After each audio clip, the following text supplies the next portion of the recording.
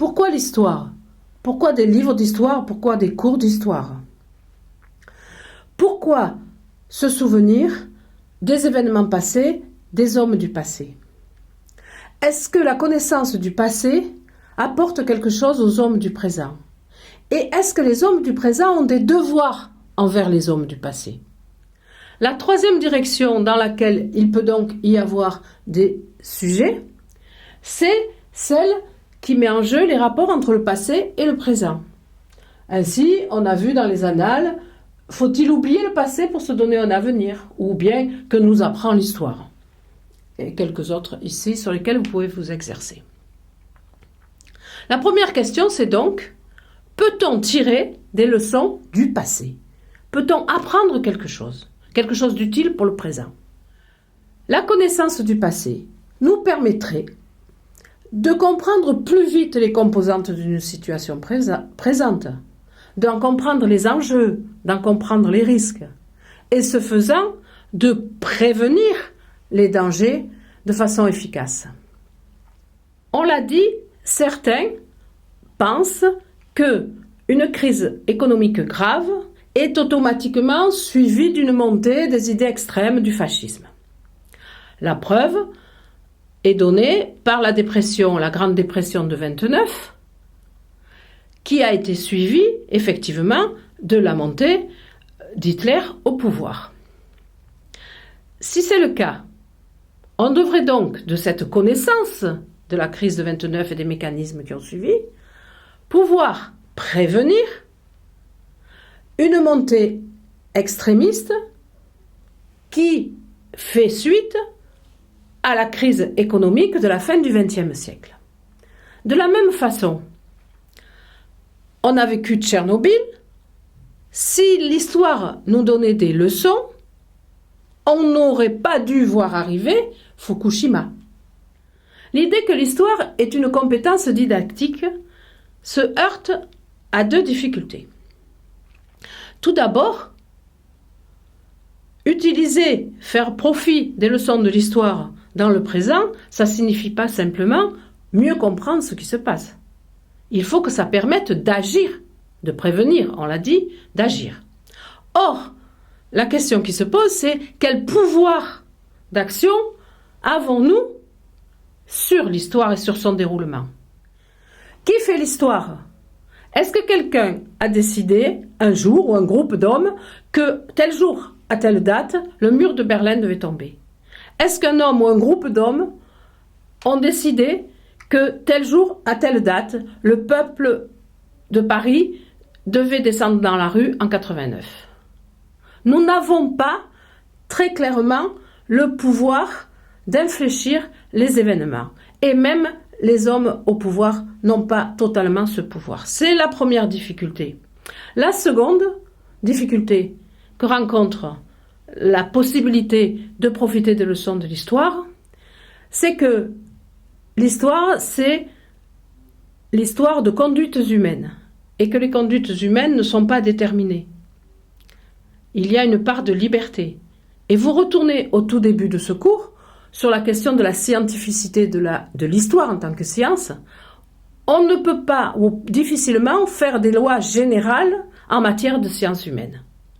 Dans ce texte, Hegel nous explique que chaque événement historique est singulier, particulier, que sa connaissance ne peut en aucun cas nous servir à gérer les événements du présent. Paul Valéry nous dit même que l'on peut tout justifier avec l'histoire, qu'on peut lui faire dire n'importe quoi, qu'on peut lui faire dire ce qui nous arrange. L'histoire justifie ce que l'on veut, elle n'enseigne rigoureusement rien, car elle contient tout et donne des exemples de tout. Mais si l'histoire ne nous donne aucune leçon, alors pourquoi avons-nous au coin de nos rues des monuments aux anciens combattants, des monuments commémoratifs de diverses batailles ou des génocides?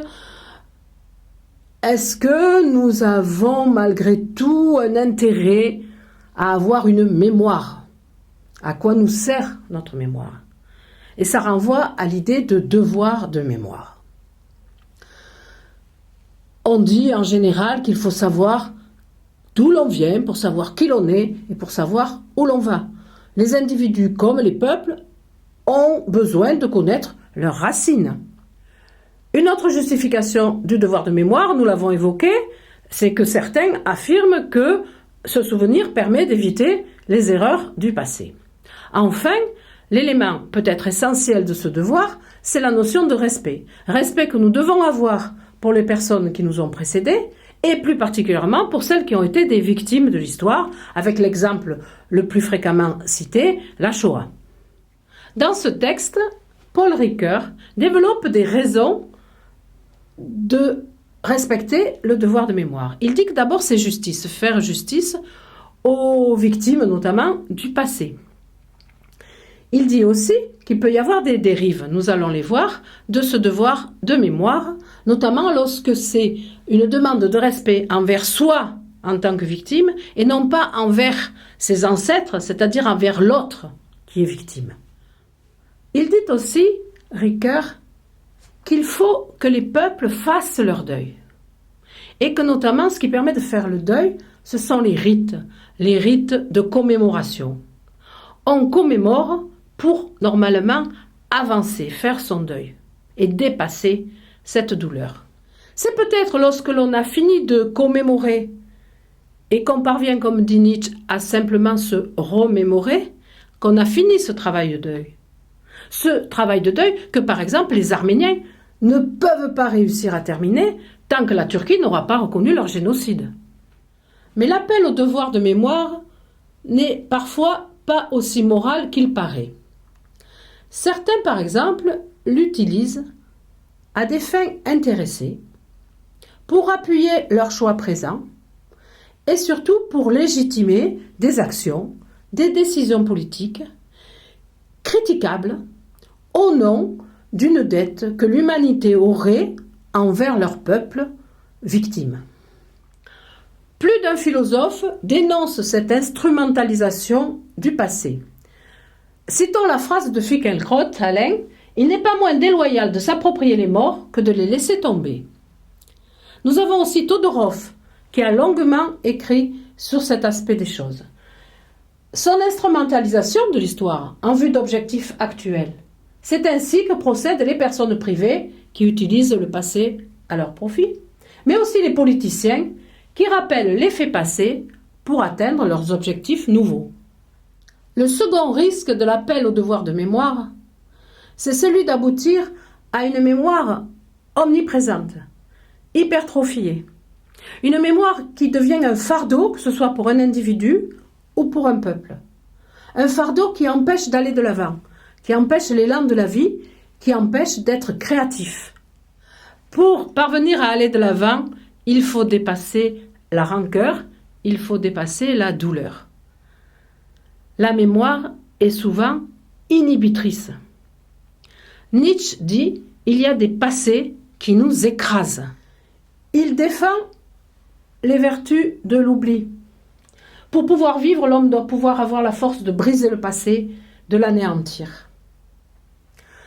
Il dit qu'une mémoire douloureuse, que l'on ressasse, qui est toujours là, c'est comme un mal d'estomac.